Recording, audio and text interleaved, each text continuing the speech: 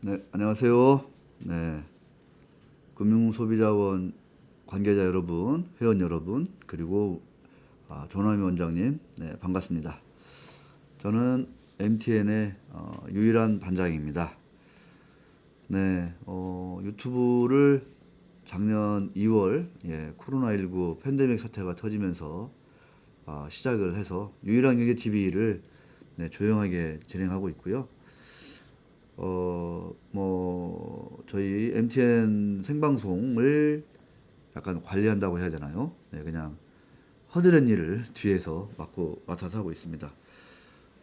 유일한 경제 TV의 그 주제는 1,500만 동학개미 여러분, 투자자 여러분, 그리고 국민연금, 그리고 퇴직연금 가입자들을 제대로 보호하자.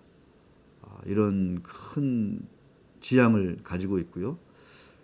특히 지난 몇 년부터 앞으로 계속 그런 국민연금이나 퇴직연금이 우리 주식시장에, 국내외 주식시장에 계속 천문학적인 돈을 더 투자하고 있는데, 특히 국내 시장에 투자하는 우리 퇴직연금, 국민연금, 그리고 동학개미들의 계좌를 볼 때 매우 위태롭다.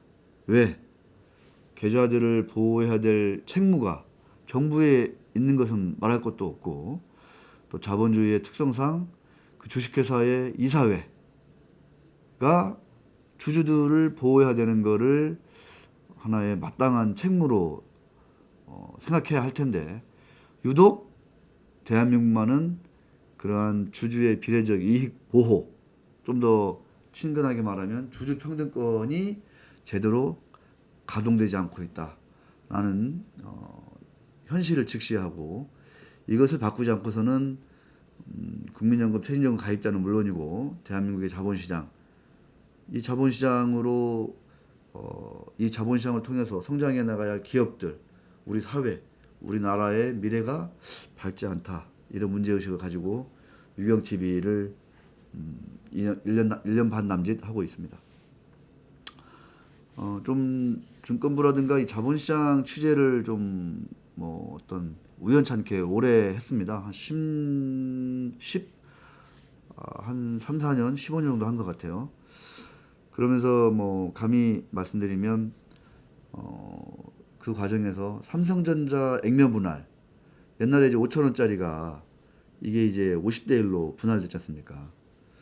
그 액면 분할을 사실상 그 당시 금융당국 분들하고 머리를 맞대고 좀 추진하고 이른바 좀 결과까지 이끌어낸 그 한 가운데 있었다라고 감히 말씀드리고 싶고, 왜냐하면 200만 원, 300만 원 하는 삼성전자 주식보다는 20만 원, 30만 원 하는 삼성전자 주식이 훨씬 더 접근성이 좋고, 그래서 우리 국민들이 더 우리나라를 대표하는 대기업 삼성전자를 더 많이 좀 주주로서 가져갈 수 있지 않겠냐, 이런 생각을 했었습니다.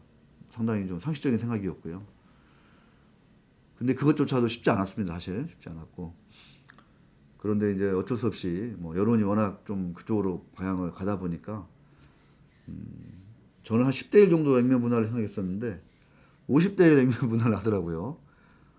당시 제 기억으로는 JY를 비롯한 경영진들의 전격적인 결정이었는데, 아마 그 덕에 작년에 이제 코로나19가 팡 터지면서 동학개미들이 시장에 들어왔고, 그러면서 삼성전자를 중심으로, 물론 지금 현재 스코어 손실이 난 계좌가 적지 않다라는 지금 좀 우려를 낳고 있지만, 삼성전자 액면 분할이 없었다면 동학개미 운동은 지금처럼 이렇게 거하게, 대차게 일어날 수는 없을 거다, 이런 생각이 듭니다.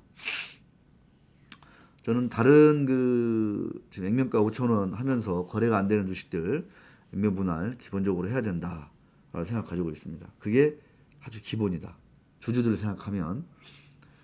두 번째, 제가 또 이제 한 거는 가격 제한폭 개혁 운동입니다. 당시 제가 이제 기자생활 시작할 때 코스닥이 10%, 코스피가 12%였나요? 그랬던 것 같은데, 저는 투자자 보호를 자꾸만 얘기하는데 이 가격 제한 폭이라는 투자자 보호 제도가 오히려 투자자들을 바보로 만들고 그 계좌를 멍들게 한다. 라는 약간의 그 진리랄까요? 진실을 제가 발견을 하게 됐습니다. 그래서 물론 이제 당시에도 미국이라든가 뭐 영미 자본주의에서는 대부분 다 이제 가격 제한 폭이 없었고요. 우리나라만 이제 우리나라, 일본, 뭐 중국 이런 데만 가격 제한 폭이 있었는데 10%, 15% 이런 거는 너무 심하다. 이래서 저는 진정하게 투자자를 보호하려면 가격 제한 폭을 없애버려서 내가 투자한 기업이, 내가 주주로 있는 기업의 주가가 하루아침에 폭망할 수 있고 하루아침에 몇 배가 날아갈 수 있다는 거를 그런 무서움을 알고 시장에 들어오는 투자자와 아니야 아무리 나빠도 10%밖에 못 올라 10%밖에 안 빠져 이런 형식적인 보호장치를 안고 시장에 들어오는 투자자하고 어떤 투자자가 더 경쟁력이 있을 것이냐라고 저는 질문을 가지고 가격 제한폭 문제를 접근했습니다. 폐지하자 이렇게 많이 했었는데 결과적으로는 30%만 올리자 이렇게 됐던 것 같고 저는 지금도 많은 동학개미들이 있지만 제 주변에도 가격 제한폭부터 한 번 더 50% 확대하는 게 어떠냐 한 방에 폐지하는 게 어렵다면 그런 생각을 가지고 있습니다. 그러다가 뭐 제가 이제 기자 생활을 오래 하다 보니까 이제 뭐 주주 행동주의 하는 분들도 좀 알게 되고 그다음에 또 경영권 분쟁인 흡사인 상장사들도 제가 몇몇 취재를 하게 되고 그러면서 제가 이제 보겠던 게 이제 뭐 그 쌍방간에 이제 갑론을박이 있는 거죠. 그런데 야 주주들과 이른바 이제 그 소액주주죠. 소액주주들과 그 상장사 간의 관계가 너무 안 좋다는 거를 제가 알게 되고 상당히 놀라게 됩니다. 아니 주주인데 왜 이렇게 그 주주로 있는 기업과 관계가 이렇게 안 좋을까? 그러면서 여러 가지 이제 불편한 현실들을 제가 하나도 알게 되고 그러면서 제가 이제 한때 이제 가치 투자를 이제 부르짖게 됩니다. 비싼 주식은 결과적으로는 손해볼 가능성이 높고 내재 가치 대비 아주 저평가되어 있는 종목을 사서 장기 투자하면 그게 결국은 나의 미래에 도움이 된다. 이런 식의 접근을 했었던 거죠. 그런데 웬걸 현실은 달랐습니다. 주가 순자산 배율이라고 하는 PBR 0.3에 투자를 했더니 3년 5년 지나서 이게 0.2가 되고 심지어 0.1이 되더라 라는 사례를 제가 주변에서 접하게 됐고 다수 또 저도 이제 10수년 전에 당시에 이제 저 PBR 종목들 저평가 종목들을 사서 몇 년을 보유해 본 적이 있었는데 안 오릅니다 이게 뭐 워낙 이제 우량한 돈을 잘 버는 회사들이어서 그렇고 자산이 많아서 그렇고 부도난 기업은 없는데 오르지가 않더라는 거예요. 이상하다 이상하다 그러면서 저는 이제 투자를 접게 됐고 안 하게 됐고 그 과정에서 제가 깨우친 건 뭐냐면 대한민국에서 이른바 가치 투자 안전마진을 주목하고 그 안전마진을 내가 장기적으로 확보하겠다라고 접근하는 전략이 대한민국에서는 통하지 않더라라는 그런 어떤 상당히 좀 그 불편한 진실에 제가 당도하게 되죠. 그러면서 상속세, 증여세가 세금 때문에 대주주 양도세 뭐 이런 세금 때문에 주가가 안 오르는 것일까? 뭐 이런 고민하다가 제가 어느 순간에 그러니까 사실상 이제 투자에 대해서 대한민국에서 주주로 산다는 것에 대해서 상당히 회의적인 그런 몇 년을 보내다가 계속 고민을 하고 있었죠. 그러다가 제가 드디어 이제 어느 순간 corporate governance 기업 지배 구조가 문제다라는 거를 제가 주목하게 됩니다. 그 계기나 이런 것들을 말씀드리면 너무 시간이 많기 때문에 그거는 다음에 우리 금소원 여러분들께 한번 뭐 말씀드릴 시간이 있으면 그때 하기로 하고 어쨌든 간에 이 시간에는 그런 저의 그런 그 성장기를 바탕으로 해서 그럼 앞으로 어떻게 해야 대한민국의 자본시장이 좀 선진화되고 대한민국 자본시장에 발을 딛고 있는 퇴직연금, 국민연금, 1,500만 동학 개미 군단이 행복할 수 있는 건지 이런 주제를 가지고 한번 짧은 시간이나마 말씀드려볼까 합니다.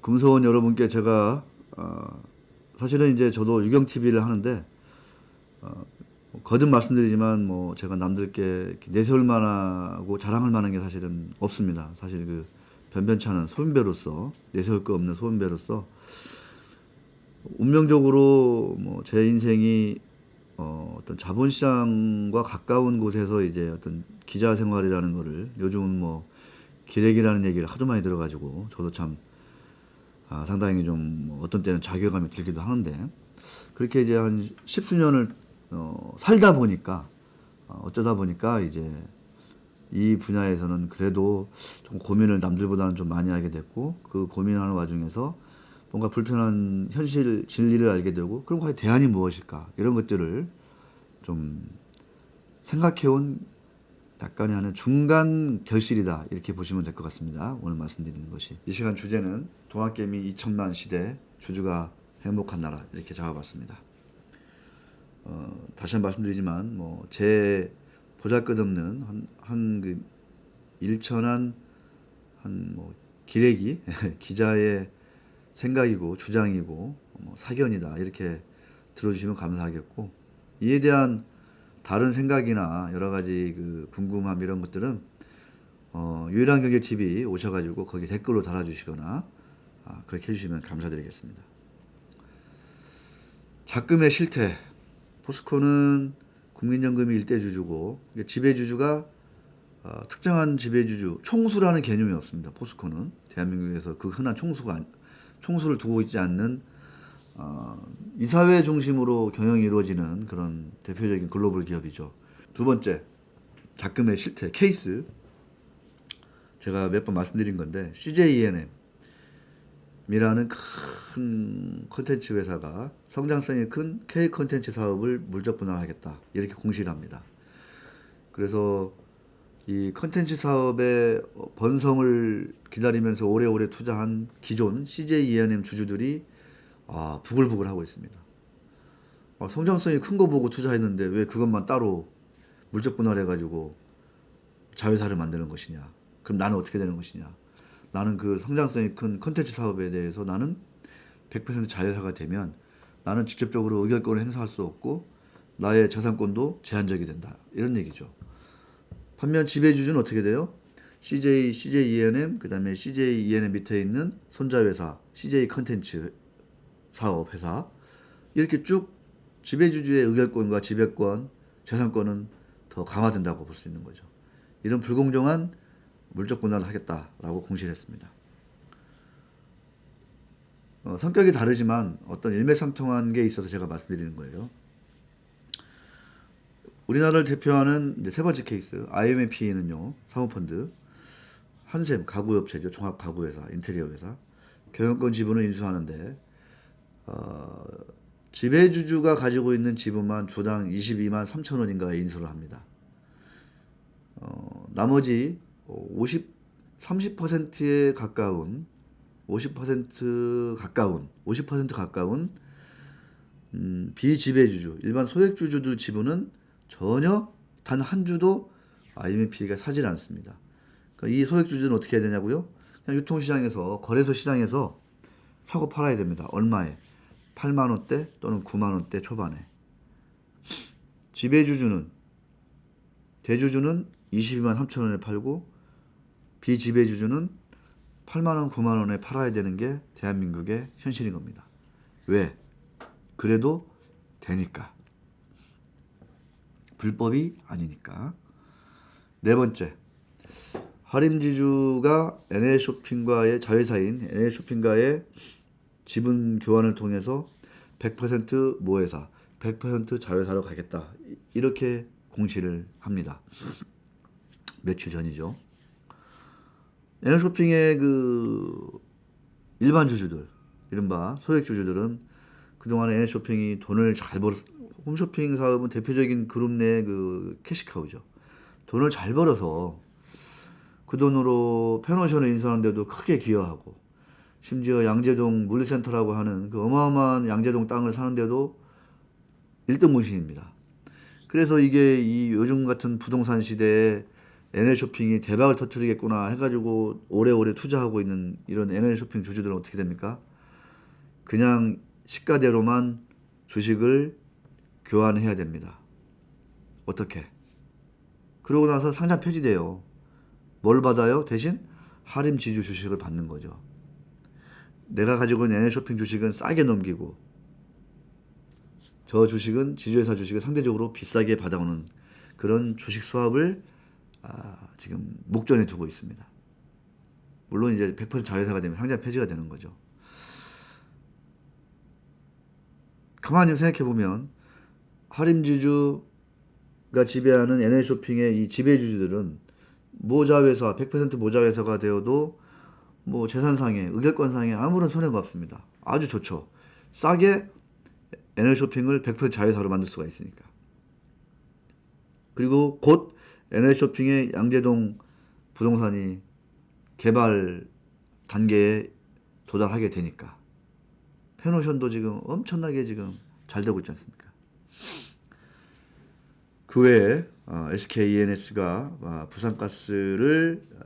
부산가스와의 어떤 주식 교환을 통해서, 여기는 주식으로 주는 게 아니라 또 현금으로 줍니다. 85,000원으로 줘서 자진 상장 폐지하는 그런 일도 지금 나타났고요.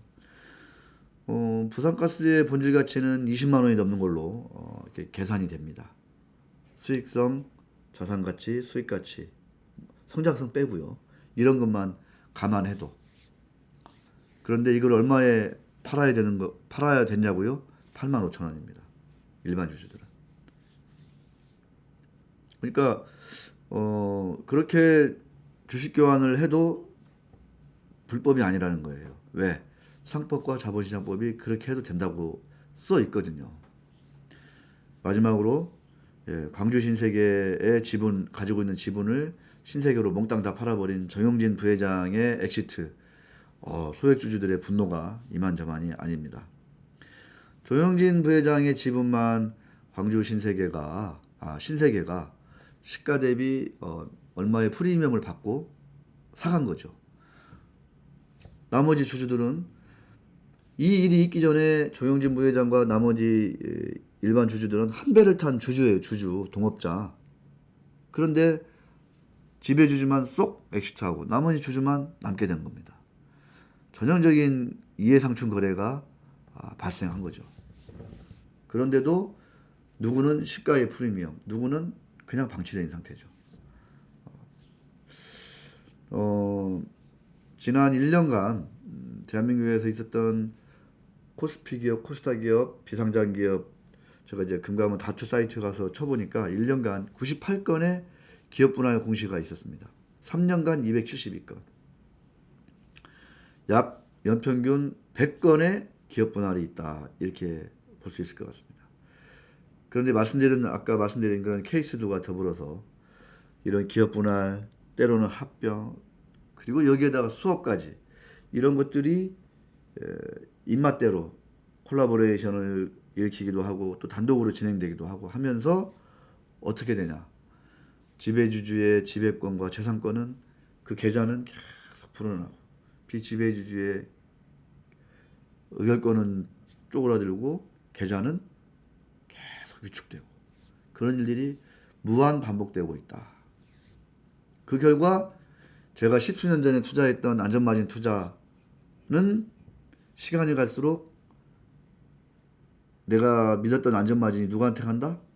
지배주주한테 가더라. 이거를 제가 깨달은 겁니다. 이거 제가. 그래서 어떻게 해야 될 것이냐, 어떻게 해야 될 거냐. 이게 현실이고, 그럼 구조적인 근본적인 진단을 또 제가 또 한번 또 하게 된 거고, 대안까지도 제가 모색을 제 나름대로 여러 가지 이제 시장에서 투자하시는 분들하고 또 법률가들하고 좀 궁리를 하고 있는데, 힘에 부치기도 하고 제 역량이 거기까지는 미치지 못하는 것 같아서 안타깝기도 한데 그렇습니다. 여기에다가 이제 근본적으로 우리가 또 얘기할 수 있는 게 뭐다? 이거는 이제 제가 말씀드린 거는 자본거래입니다. 자본거래. 주주 간 거래, 지배주주와 비지배주주 간의 그 지분 거래, 계열사와 계열사 간의 지분 거래, 자본 거래예요. 근데 대한민국은 여기에다가 뭘 하죠? 수익 거래, 일감 몰아주기, 빨대 꽂기, 많이 들어보셨죠? 이런 수익 거래까지 비일비재합니다. 같이 갑니다. 그러면 그 결과는 어떻게 되겠어요? 회사가 정상적인 영업을 해서 벌어들인 돈이 합법적으로 어떻게 간다? 편법적으로 한쪽으로 쏠린다. 공정한 분배가 이루어지지 않는다는 거죠. 혹자들은 뭐 경제민주화라기도 하고 뭐 공정한 경제 이렇게 얘기하기도 하는데 너무나 이거를 아는 순간 가만히 있어서는 안 되겠다 이런 생각을 할 수밖에 없게 되는 거고, 투자는 당분간 보류해야 되겠다 이런 생각을 할 수밖에 없게 되는 겁니다. 정말 웬만해서는 투자하면 안 되겠다 이런 생각을 하게 되는 거죠. 자, 이런 것들이 우리나라만 이러하면 사실은 뭐 글로벌 경제, 워낙 뭐 미중뿐만 아니라 전 세계 각국이 경제 패권을 두고 다투고 있지 않습니까? 서로 더 유리한 위치를 차지하려고. 지금은 군사전쟁의 시대가 아니라 경제전쟁의 시대잖아요. 누가 뭐래도. 그래서 이러한 그런 뭐 제가 말씀드린 그런 숱한 자본거래와 수익거래로 첨철된 거버넌스를 가진 주식회사와 그런 주식회사가 모여있는 자본시장, 그 다음에 그렇지 않고 정상적인 거버넌스와 정상적인 거래를 하는 기업들이 모여있는 자본시장 간의 경쟁력이 차이가 있다는 거예요. 그래서 다른 나라도 우리나라처럼 이렇게 가면 뭐 비교할 필요가 없잖아요. 똑같다면. 근데 확연히 다르다면 어떻게 될 것인가? 그 결과는. 자, 다시 한번 말씀드리면 한국식 거버넌스와 한국식 자본거래 하나같이 이해상충 거래다. 동일한 지배주주의 지배를 받는 이 사회가 두 계열사를 쌍방대리하면서 일방적으로 거래를 독주하고 있다. 말이 좀 어려운 것 같지만 조금 들어보시면 그렇지 않습니다. 그 과정이 불투명하고 불공정하고 그 다음에 거래의 기준이 되는 가격이 비합리적이다. 그 기업의 가치를 제대로 반영하지 못한다는 얘기죠. 그래서 그 결과 모든 자본거래는 제로섬 게임인데 지배주주의 계좌만 불어나는 구조를 가지고 있다. 이런 얘기. 자, 그런데 공식이 확실하게 정해져 있느냐? 그렇지도 않아요. 그때 상황에 따라서 여러 가지 전략 전술이 바뀝니다. 지배주주의 지분율이 부족하면 인적 분할을 하게 되는 겁니다. 포스코가 지금 그런 인적 분할 설이 지금 나돌고 있잖아요. 포스코의 지배주주 지분율은 매우 적죠. 그러나 지배주주의 투자를, 그러니까 자금 출자를 최소화하는 상황에서 성장하는 사업에 대규모 자금이 필요하다. 이럴 때는 물적 분할을 하게 됩니다. LG 배터리, SK 배터리 우리가 많이 봤죠. 자, 이게 바로 이제 한국식 자본거래고 한국식 자본주의입니다. 한국식 거버넌스인 거죠. 가까운 일본과 영국, 영미, 서구 자본주의 나라는 어떠냐? 이렇게 하지 않는다는 거죠.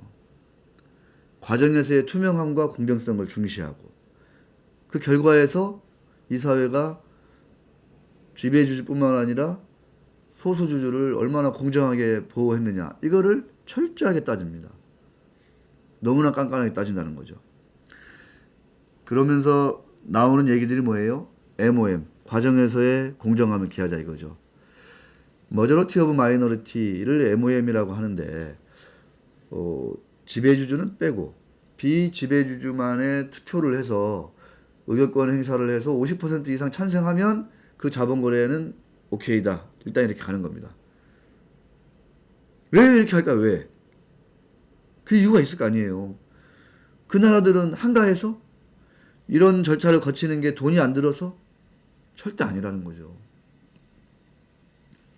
이 MOM은 우리나라에서는 3% 룰 같은 걸로 그 독립된 그 감사위원이 되는 그 사회이사를 이제 뽑을 때 3% 룰이 적용되지 않습니까?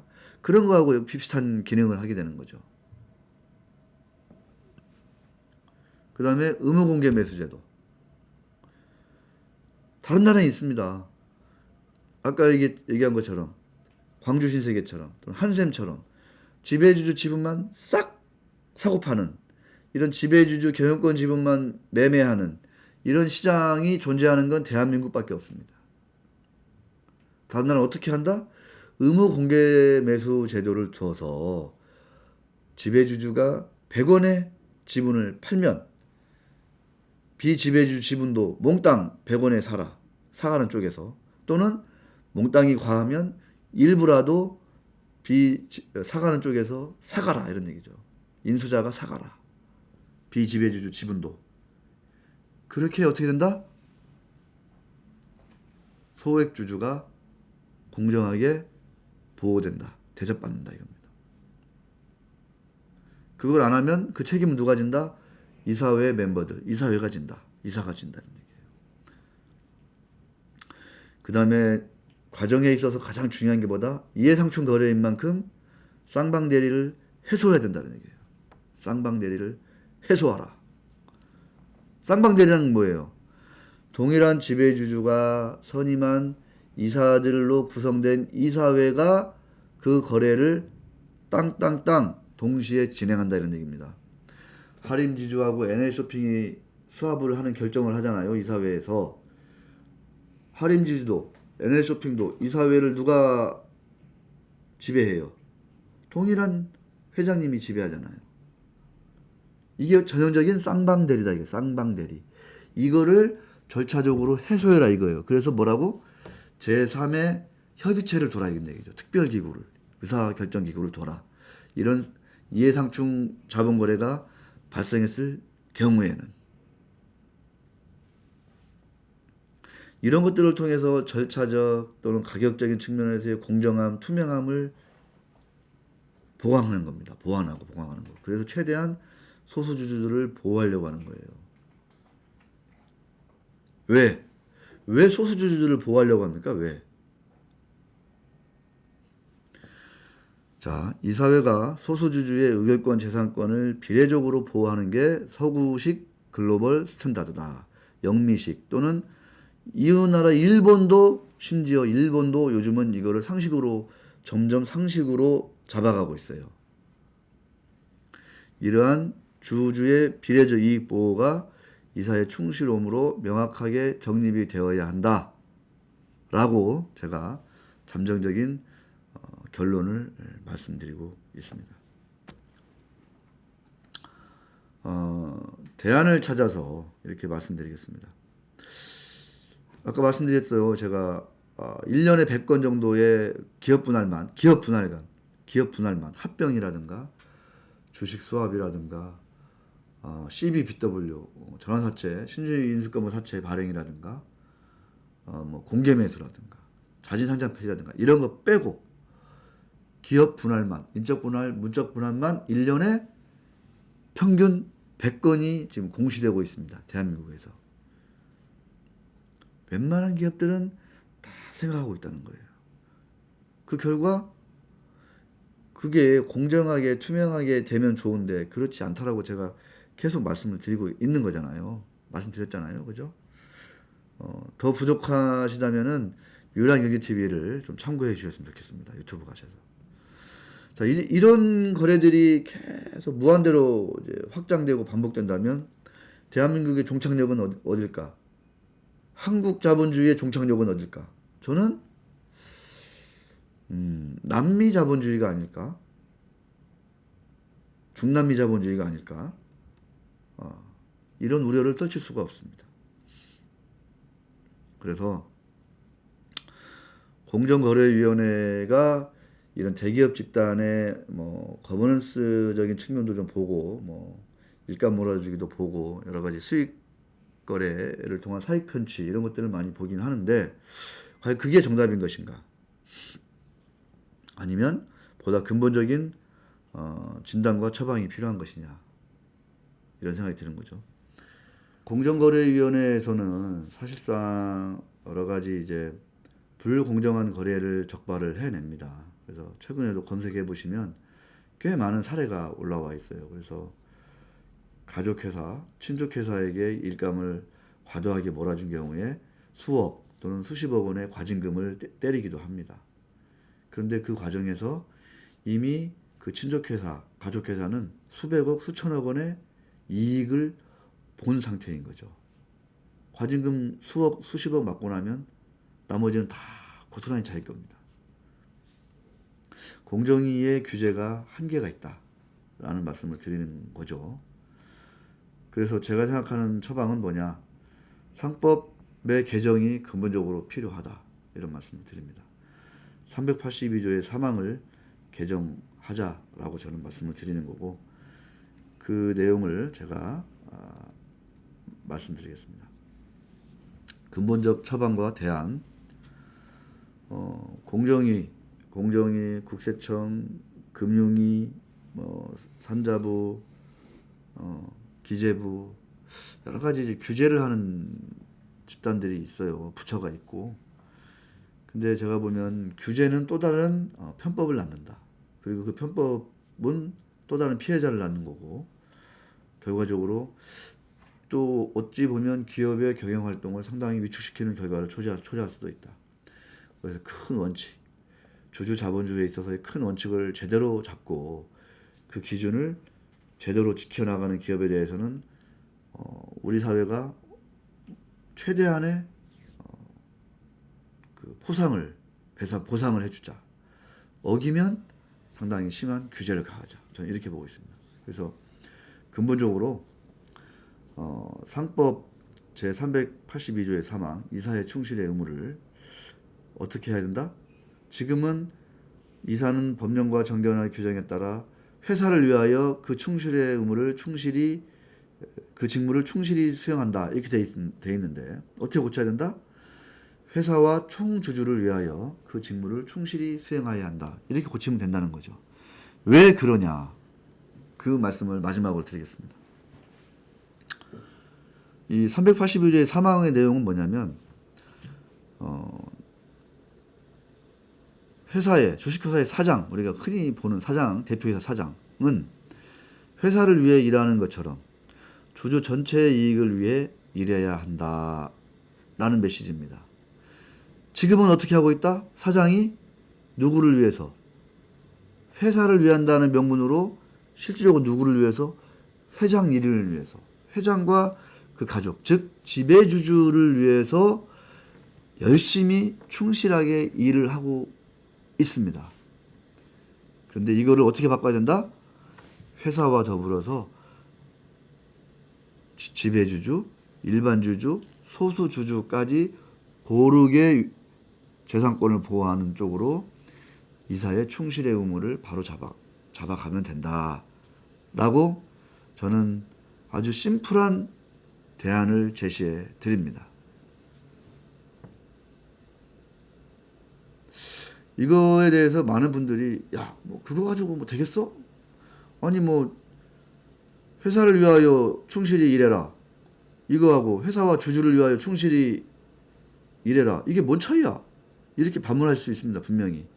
하지만 제가 이 한 어절이 들어간 게 얼마나 다른 건지 제가 부연 설명해 드리겠습니다. 일감 몰아주기를 공정위가 규제하지 않습니까?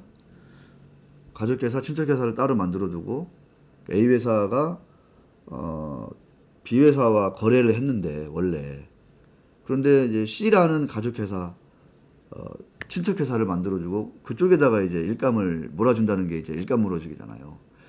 이게 이제 소송이 붙고 이제 법적 분쟁이 비화되면 어떤 일이 일어나냐면 이제 갑론을박하잖아요. 피고 원고 사이에. 한쪽에서는 그래요.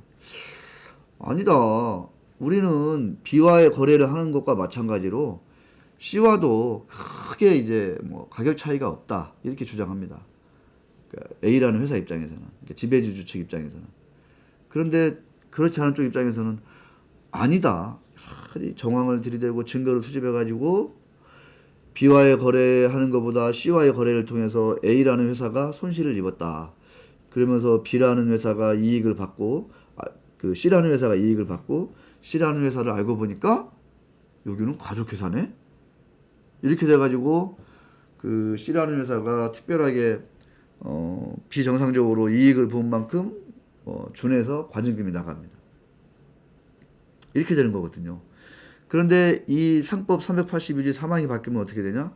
이 일감 몰아주기를 어떻게 접근하면 되냐면 이렇게 됩니다.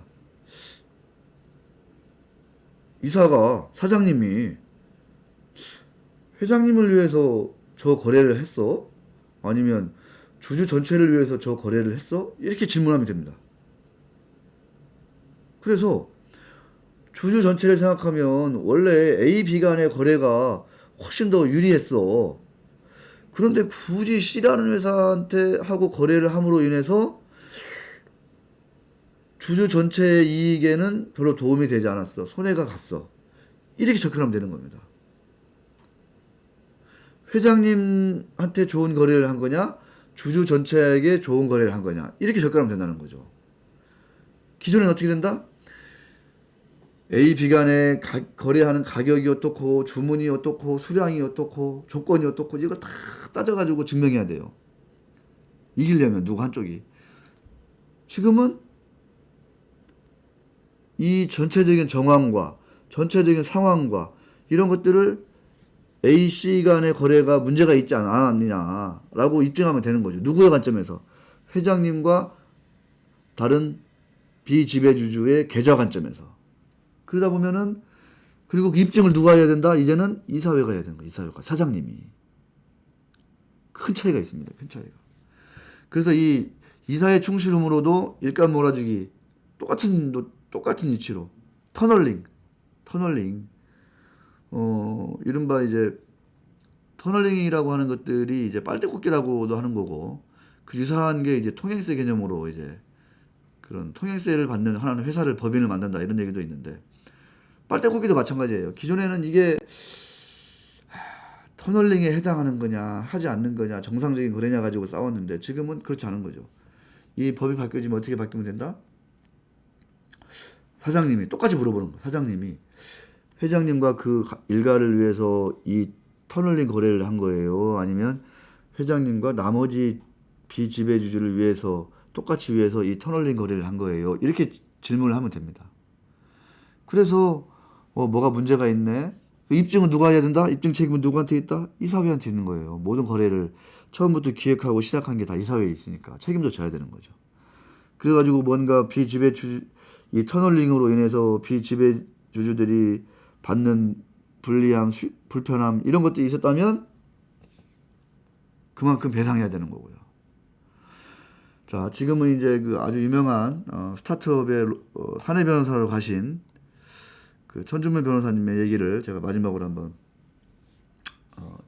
대독하면서 마치도록 하겠습니다. 합병이나 주식 교환처럼 주주들의 이익이 직접적으로 왔다 갔다 하는 경우에는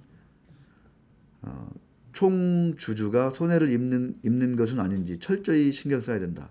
아까 말씀드린 그런 수익거래를 통한 편취보다도 합병이나 주식교환처럼 주주들의 이익이 직접 왔다 갔다 하는 거죠. 이건 비율에 따라서 그 합병 가격에 따라서 천차만별인 거잖아요.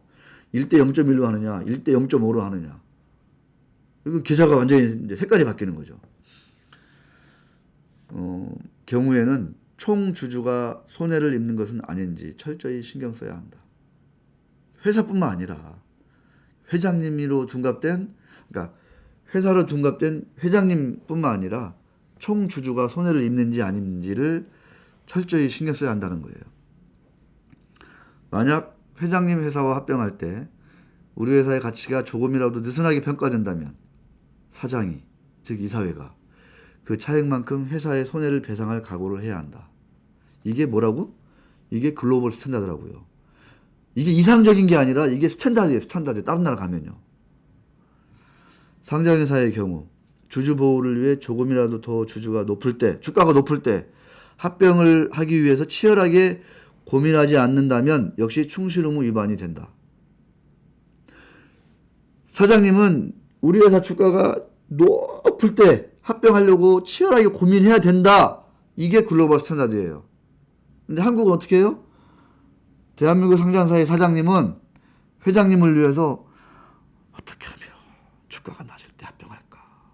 이 고민을 한다는 거예요. 티내면 안 돼. 왜? 의도적으로 인위적으로 주가를 낮췄다 잃어버리면 지금 그 H 홀딩스 건처럼 금감원 조사를 받게 되거든요. 그런 의혹이 불거지면. 그러니까 소리 소문 없이 장기간에 걸쳐서 어떻게 하면 낮게 합병할 수 있을까를 고민하는 게 한국 스탠다드.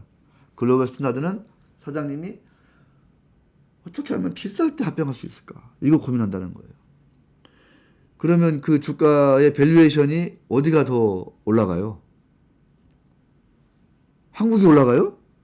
아니죠. 글로벌 스탠다드를 가진 나라의 상장사의 밸류에이션이 올라가죠. 밸류에이션이 올라간다는 게 뭐예요? 상장사의 밸류에이션이 올라간다는 얘기는 그 나라 주식시장의 밸류에이션이 올라간다는 얘기고 그 나라 주식시장이 선진국 시장이다 이런 얘기죠.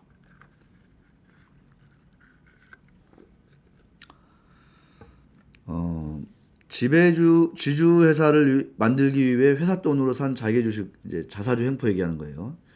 이른바 자사주의 마법이라고 얘기하는데 저는 자사주 횡포라고 얘기합니다. 지주회사를 만들기 위해서 회사 돈으로 산 자기 주식을 회사를 위해 쓰지 않고 회장의 지분율 증대를 위해 이용하는 것도 곧바로 충실 의무 위반이 됩니다. 이때는 자기 주식을 산 회사 돈만큼 그 결정을 한 사장이나 회장이 다시 회사에 배상해야 합니다. 이게 글로벌 스탠다드라는 겁니다. 이렇게 가기 위해서 뭐 여러 가지 막 그 상법의 그 여러 가지 조항들, 자본시장법의 여러 조항들, 뭐 세법의 여러 조항들 다 좋은데 뭐부터 하자? 상법 제382조의 3항부터 바꾸자. 그래서 이 상법 제382조의 3항을 개정하는 것을 이번 대선 공약 때 후보들이 서로 경쟁적으로 내걸 수 있도록 우리 금융소비자원부터 적극 나서주시기를 바랍니다. 그런 후보에 저 유 반장도 그런 후보 측에 그런 이사회 충실 의무를 정상화하는 선진국 수준으로 정상화하려고 애쓰는 더 많이 애쓰는 캠프에 저 유 반장 역시 한 표를 행사할 것을 약속드립니다. 추운 이제 겨울이 온 것처럼 요새 우리 동학개미 여러분들, 금융소비자원 회원분들도 주식 투자하시는 분들이 적지 않을 텐데 계좌가 좋지 않다고 해요. 좀 힘내시고 이런 상법, 그러니까 주주의 비례적 이익 보호, 주주 평등권이 정상화되는 날 대한민국이 그 어떤 시장보다 더 좋은 평가를 받을 수 있다.